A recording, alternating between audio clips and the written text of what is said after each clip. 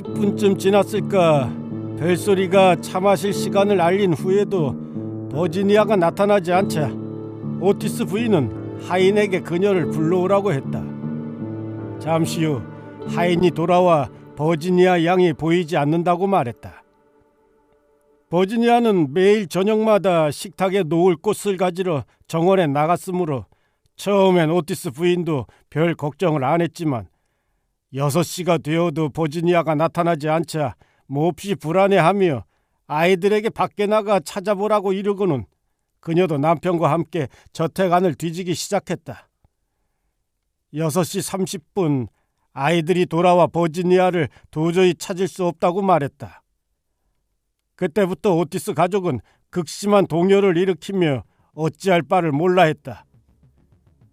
며칠 전 집시 일당에게 공원에서 야영을 해도 좋다고 허락한 일이 불현듯 오티스 씨의 뇌리에 떠올랐다. 그는 곧장 장남과 하인들을 데리고 집시패가 야영하겠다고 말한 블랙펠 할로우를 향해 달려갔다. 걱정으로 미칠 지경에 이른 애송이 채셔 공작도 그들을 따라가겠다고 사정했지만 오티스 씨는 혹시 모를 난투극을 염려해 허락하지 않았다.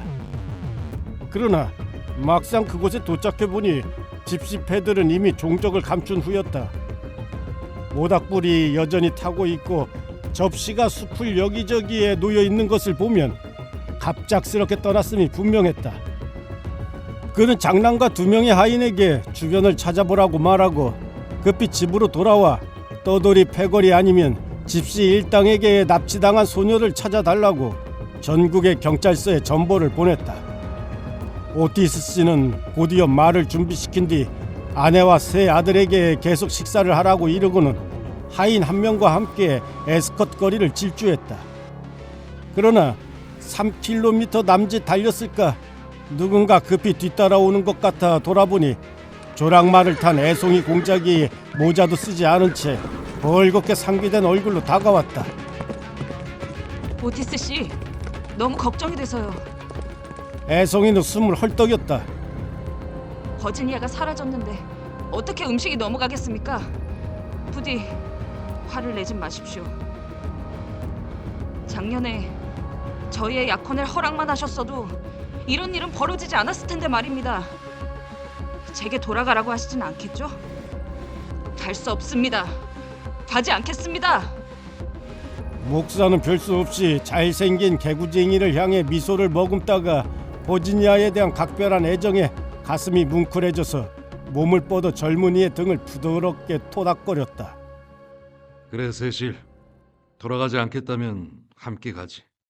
하지만 에스컷에 도착하면 자네 모자부터 사야겠어. 젠장, 모자가 무슨 소용입니까? 제게 필요한 건 버지니아입니다. 애송이 공작은 우쭐하며 소리쳤고 그들은 기차역을 향해 전속력으로 말을 몰았다. 오티스 씨는 역장에게 버지니아의 인상착의를 설명하며 혹시 승강장에서 그녀를 본 사람이 있는지 알아봐 달라고 요청했지만 소득이 없었다.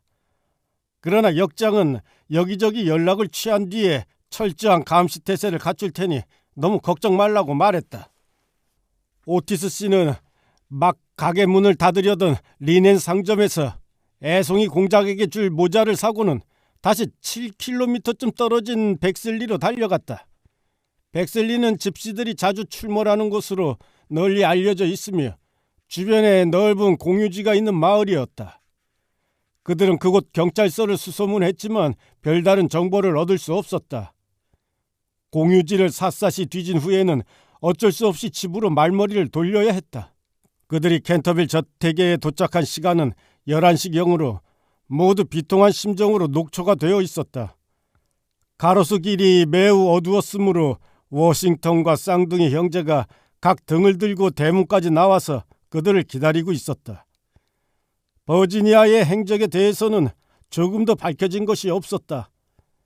집시 일당을 블록슬리 초원에서 만나긴 했지만 버지니아의 모습은 보이지 않았다. 집시들의 말에 따르면 촛튼 축제의 날짜를 잘못 알고 있다가 행여 늦을지 몰라 부랴부랴 짐을 싼 것이라고 했다. 실제로 그들은 공원에서 야영을 허락해준 오티스 씨에게 진심으로 고마워하던 터라 버지니아의 실종 소식에 몹시 안타까워하며 그들 중 4명이 따로 남아서 수색을 도와주기로 했다. 잉어 연못에 물을 빼고 저택을 이잡듯 뒤졌지만 달라진 것은 없었다. 어쨌든 그날 저녁 버지니아가 사라진 것은 분명했다. 그 정도의 상황 설명이 오가는 가운데 오티스 씨와 아이들은 저택을 향해 걸었고 하인은 말 2마리와 조랑말 1마리를 끌고 그 뒤를 따랐다. 거실의 하인들은 겁에 질려 있었고 불쌍한 오티스 부인은 두려움과 걱정으로 거의 인사불성이 되어 서재의 소파에 누워 있었는데 가정부가 그녀의 이마를 오드콜로뉴로 적셔 주었다. 오티스 씨는 그녀에게 뭐라도 먹으라고 권했고 집안 사람들 모두 식사를 하라는 지시를 내렸다. 우울한 식사였다. 아무도 말이 없었고 누나를 몹시 좋아했던 쌍둥이는 겁에 질리고 침울해져 있었다. 식사가 끝나자 오티스 씨는 애송이 공작의 애원에도 불구하고 모두 잠자리에 들라고 명령했다. 남은 밤 동안 더 이상 할 수 있는 일은 없으며 아침 일찍 스코틀랜드 야드에 정보를 쳐 형사 몇 명을 보내달라고 할 계획이라고 그는 말했다. 그들이 식당을 막 빠져나갈 즈음 시계탑이 자정을 알려왔는데 마지막 12번째 울림이 전해지는 순간 쿵 소리와 함께 날카로운 울음소리가 들려왔다. 무시무시한 천둥소리가 집안을 뒤흔들었고 섬뜩한 음악소리가 울려 퍼지는가 싶더니 층계 맨 위에 있는 관벽이 요란한 굉음과 함께 날아가 버렸다. 그리고 층계참에는 핏기 없는 하얀 얼굴로 조그만 상자를 손에 쥔 버지니아가 서 있었다. 순식간에 그들은 버지니아를 향해 뛰어 올라갔다. 오티스 씨는 그녀를 덥석 끌어안았고 공작은 숨이 막힐 듯이 그녀에게 격정적인 키스를 퍼부었으며 쌍둥이들은 사람들 주위를 돌며 덩실덩실 승리의 춤을 추었다. 참, 아예야, 도대체 어디에 있었어? 딸아이가 그들을 상대로 유치한 장난질을 친 거라고 생각하며 오티스 씨는 약간 성난 목소리로 말했다. 세실과 내가 너를 찾느라 온 동네를 돌아다녔다. 너희 엄마는 겁에 질려 죽을 뻔했단 말이야. 앞으로는 절대 이런 장난은 치지 말거라. 유령한테 하는 장난은 빼고요. 유령한테는 빼고. 쌍둥이들이 소리를 지르며 신이 나서 뛰어다녔다. 아, 내 새끼. 하나님이 널 찾아주셨구나. 다시는 내 곁을 떠나지 마라.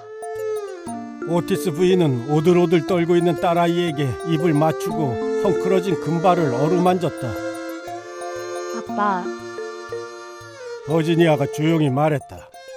유령 아저씨와 함께 있었어요. 아저씨는 돌아가셨어요. 와서 보세요. 나쁜 짓을 하셨지만 그동안 저지른 일을 전부 후회하셨어요. 그리고 돌아가시기 전에 이 보석 상자를 제게 주셨어요. 가족은 모두 깜짝 놀라 아무 말 없이 버지니아를 노려보았지만 그녀는 매우 의젓하고 진지한 표정이었다. 버지니아는 주위를 두리번거리다가 관벽에 난 비좁은 비밀 통로로 가족을 이끌었고 워싱턴은 탁자에서 가져온 촛불을 들고 뒤를 따랐다. 이윽고 그들은 녹슨 못이 점점 박혀있는 커다란 참나무 문에 다다랐다. 버지니아가 문을 만지자 육중한 돌적이가 돌아가며 문이 획 열렸고 그들은 쇠살이 쳐진 조그만 창문 하나와 야트막한 둥근 천장으로 이루어진 조붓한 방으로 들어갔다. 벽 깊숙이 커다란 쇠고리가 박혀 있었고 거기에 사슬로 묶인 앙상한 해골이 돌 바닥까지 늘어져 있었다. 해골은 살점 없는 긴 손가락으로 나무 쟁반과 물 주전자를 붙잡으려는 자세를 취하고 있었지만 손이 닿지 않는 거리였다. 녹색 곰팡이가 가득한 주전자에 한때 물이 담겨있던 흔적이 역력히 남아있었다. 나무 쟁반에는 수북히 쌓인 먼지 외에 아무것도 올려져 있지 않았다. 버지니아는 해골 옆에 무릎을 꿇고는 작은 두 손을 모으고 조용히 기도를 올리기 시작했다. 한편 다른 사람들은 그들 앞에 비밀을 드러낸 망자의 참담한 비극을 놀라움 속에서 지켜보았다. 여기 봐요. 창문을 기웃거리던 쌍둥이 하나가 저택 익벽에 놓인 방의 위치를 발견하고는 소리를 질렀다. 여기 봐요. 시들어 빠진 아몬드 나무에 꽃이 활짝 피었어요. 달빛에 꽃이 똑똑히 보여요. 하나님이 그분을 용서하셨어요. 자리에서 일어서 얼굴 가득 아름다운 빛이 일렁이는 것 같았다. 넌 정말이지 천사야. 젊은 공작이 버지니아의 목을 끌어안고 입을 맞추며 소리쳤다. 그 기묘한 사건이 벌어진 지 나흘째 밤 11시경 캔터빌 체이스에서 장례식이 거행되었다. 8필의 검은 말이 장이 마차를 끌었고 말의 머리마다 타조 깃털로 술을 달았다. 납관을 덮은 자줏빛 보에 캔터빌 문장이 금으로 수놓아져 있었다. 장이 마차 옆으로 하인들이 횃불을 들고 걷는 등 장의 행렬은 매우 인상적이었다. 웨일스에 있던 캔터빌 경이 주요 조문객으로 특별히 장례식에 참석하여 버지니아와 함께 첫 번째 마차에 앉아 있었다. 두 번째 마차에는 미국인 목사 부부, 다음 마차에는 워싱턴과 쌍둥이와 애송이 공작이, 마지막 마차에는 엄니 부인이 탔다. 엄니 부인은 50년이 넘는 세월 동안 두려움에 시달려 왔으므로 유령의 마지막 모습을 지켜볼 권리가 있다고 대체로 인정하는 분위기였다. 교회 묘지 한쪽 구석 늙은 주목 아래 깊은 무덤을 팠고 오거스터스 댐피어 목사는 그 어느 때보다 감회에 젖어 기도문을 낭독했다. 기도가 끝나자 캔터빌에서 지켜온 오랜 관습에 따라 하인들은 횃불을 꺾고 관이 무덤에 내려질 때 한 발 앞으로 나온 버지니아는 흰색과 분홍색 아몬드 꽃으로 만든 커다란 십자가를 관에 올려놓았다. 그때 달이 구름 뒤에서 나와 작은 교회 묘지를 은빛으로 물들였고 멀리 숲에서 나이팅게일이 울기 시작했다. 버지니아는 죽음의 정원을 알려주던 유령의 말을 떠올렸고 뿌옇게 눈물이 앞을 가린 채 집으로 돌아오는 내내 한마디 말도 하지 못했다. 다음 날 아침 캔터빌 경이 돌아가기 직전에 오티스 씨는 그와 면담을 갖고 유령이 딸아이에게 주었다는 보석 상자에 대해 의견을 나누었다. 옛 베니치아풍으로 상감되어 16세기 최상품이 분명한 루비 목걸이를 비롯해 보석들은 더없이 훌륭한 것들이었다. 그 가치 또한 어마어마한 터라 오티스 씨는 딸아이에게 보석을 주기가 몹시 망설여졌던 것이다. 영주님, 영국에서는 토지뿐 아니라 장신구까지 영구히 양도되는 것으로 알고 있습니다. 이 보석들은 영주님 가문의 가보가 분명해 보입니다. 따라서 다소 기이한 상황으로 되찾은 것이긴 하나 런던으로 가져가셔서 영주님 재산으로 처분하시기 바랍니다. 제 딸아이는 아직 어리고 다행히 아직은 불필요한 사치품에 관심이 없습니다. 또한 은혜롭게도 어렸을 때 보스턴에서 몇 차례 겨울을 지낸 적이 있는 제 아내는 보석을 팔아 막대한 금전적 이윤을 취하는 것으로 예술품의 가치를 따지지 않습니다. 상황이 이렇다 보니 저희 가족 중 누구에게도 보석을 주기가 곤란하다는 것을 영주님이 알아주시리라 생각합니다.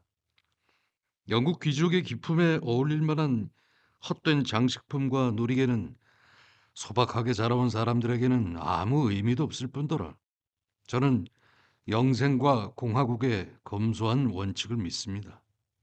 만약 불운하게 잘못된 길로 인도된 조상분의 유품으로서 간직하라고 하신다면 아마 제 딸은 무척 불안해할지도 모른다는 점을 아울러 말씀드립니다. 아주 오래된 보석이며 손질하기도 어려워서 제 딸아이에게는 도저히 어울리지 않는다는 것도 이해하실 겁니다. 저로 말씀드리면 어떤 형태로든 딸아이가 중세적 취향에나 어울릴 법한 동정심을 보였다는데 솔직히 몹시 놀라고 있습니다. 아내가 아테네 여행에서 돌아온 직후 버지니아가 태어난 곳이 런던의 한 교회였다는 사실이 유일한 이유이지 않을까 싶습니다.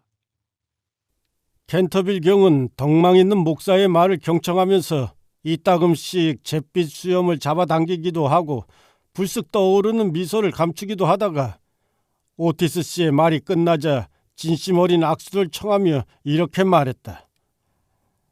존경하는 목사님, 되게 아름다운 따님은 불운했던 우리 조상인 사이먼 경을 위해 아주 뜻깊은 일을 해주었어. 나와 우리 가문은 따님의 놀라운 용기와 담력에 큰 빚을 지게 됐어. 보석은 분명히 따님의 것이고 내가 만약 따님에게서 무정하게 보석을 빼앗아 버린다면 사악한 조상분이 보름 안에 무덤에서 나와 나를 지옥으로 끌고 갈 거요. 가보라고 하셨는데 그런 보석을 언급한 유언장이나 법적인 문서가 없으니 우리로서는 전혀 모르는 물품이요. 그러니까 나는 보석에 대해서 대개 집사만큼이나 권리가 없으며 버지니아 양이 성인이 되었을 때 아름다운 장신구를 몸에 걸칠 수 있다면 무척 기뻐하지 않을까 하는 생각이 감이 드는군요. 뿐만 아니라 오티스 씨 가구와 유령을 포함해 저택의 모든 것을 제값에 인수하신 걸 잊으셨군요. 그러므로 유령의 소유물도 모두 대개 재산이고 사이먼 경이 한밤중에 복도에서 어떤 행동을 했던 간에 법적인 관점에서 보면 이미 죽은 분이니 목사님이 저택을 구입함으로써 그분의 재산도 취득한 셈이지요. 오티스 씨는 캔터빌 경의 말에 몹시 낙담하여 결심을 번복해달라고 부탁했지만 선량한 캔터빌 경이 아주 단호한 탓에 결국에는 딸아이가 유령의 선물을 간직해도 좋다고 허락할 수밖에 없었다. 그리고 1890년 봄 젊은 채셔 공작은 여왕의 결혼식 때 응접실에서 그 보석을 바쳤고 여왕의 보석은 세계적인 찬사를 받았다. 그 보답으로 버지니아에게는 보관이 하사됐는데 미국인 소녀에게 더없이 좋은 선물이었고 그녀는 성년이 되자마자 남자친구와 결혼했다. 두 사람은 더없이 아름다웠고 서로 깊이 사랑했으므로 누구나 그들의 결합을 기뻐했다. 나이든 덤블턴 후작 부인만이 예외였는데 그녀는 미혼인 7명의 딸 중 1명과 공작을 이어주려고 값비싼 만찬회를 3번 이상 여는 등 갖은 노력을 다했기 때문이다. 그런데 이상하게 들릴지 모르지만 이런 예외적인 인물에 오티스 씨도 포함되었다. 오티스 씨는 개인적으로 젊은 공작을 무척 좋아했지만 이론적으로는 귀족이라는 자규에 반대했다. 본인의 말을 빌리면 쾌락을 추구하는 귀족주의의 쇠약해진 영향력 속에서 아무 걱정도 하지 않는다면 공화국의 검소한 원칙은 잊혀지고 만다는 것이다. 그러나 그의 반대는 완전히 사라졌고 내가 보기에 해노버 광장의 성 조지 성당의 복도를 딸과 함께 걸어오던 그의 모습은 영국을 통틀어 가장 자부심에 넘쳤다. 신혼여행이 끝난 후 공작과 공작 부인은 캔터빌 체이스를 방문했으며 다음날 오후 단둘이 소나무 숲가의 쓸쓸한 교회 묘지를 향해 걸었다. 처음에는 사이먼 경의 묘비명을 두고 큰 어려움이 있었지만 결국에는 노신사의 이름 머리 글자만 간단히 새기고 서재 창문에 있는 식구를 넣기로 결정이 되었다. 공작 부인은 들고 온 아름다운 장미를 무덤에 뿌렸고 잠시 그곳에 서 있다 낡은 수도원의 부서진 성단소를 향해 천천히 걸어갔다. 공작 부인이 무너진 기둥 위에 앉아 있는 동안 남편은 담배를 피우며 그녀의 아름다운 눈을 바라보았다. 그는 갑자기 담배를 집어 던지고 그녀의 손을 잡더니 이렇게 말했다. 버지니아, 아내는 남편에게 아무런 비밀도 없어야 해. 세실, 저는 당신한테 숨기는 게 없는걸요? 아니, 있어. 유령과 함께 있는 동안 당신에게 무슨 일이 있었는지 한 번도 내게 말한 적이 없거든. 세실, 그건 아무에게도 말한 적이 없어요. 버지니아는 심각하게 말했다. 알아. 하지만 내게는 말할 수 있을 거야. 제발 그 이름 묻지 말아요, 세실. 말할 수 없어요. 아연 사이먼 경. 그분한테 저는 많은 걸 비쳤거든요. 이런 웃지 말아요, 세실. 정말이에요. 그분은 삶이 무엇이고 죽음이 어떤 의미인지, 왜 사랑이 삶과 죽음보다 더 강한 건지 제게 알려주셨으니까요. 공작은 자리에서 일어나 아내에게 애정어리 키스를 했다. 당신이 나를 사랑하는 한 그 비밀을 지켜도 좋아. 그는 속삭였다. 내 사랑은 언제나 당신의 것이에요, 세실. 그럼 언젠가 우리 아이들한테는 말해줄 생각이겠지. 버지니아는 얼굴을 붉혔다.